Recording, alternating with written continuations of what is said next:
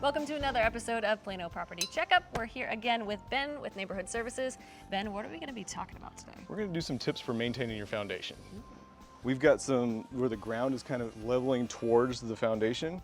You don't want that. What you want is that water draining away from the foundation. What we want to make sure is that the soil around the foundation here is nice and evenly watered. We don't want it too dry, don't want it too wet.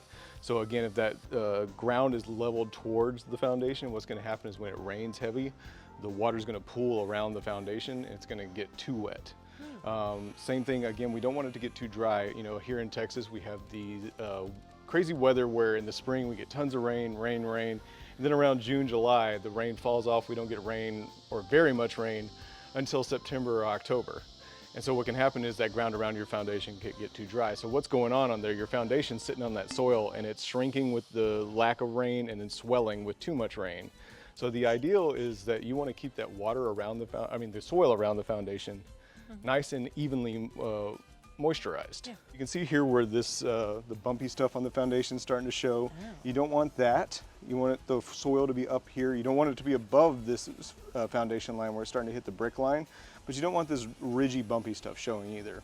A lot of homes will come equipped, and if it's a newer home, with a drip line that's there to irrigate the foundation. If you don't have that, what you need to do is pick up like a soaker hose from your local hardware store. What you can do is then just lay that out, like possibly while you're doing yard work, about 18 inches from the foundation. So about right here. Do you need like a moisture meter of some sort? A moisture meter would be really good. You can use that if you want to get fancy. Another good way, just a simple way you can do it, is if you get just a pencil, like a number 2 pencil. You can drive it into the ground. If it's too hard to get into the ground, you need to water more.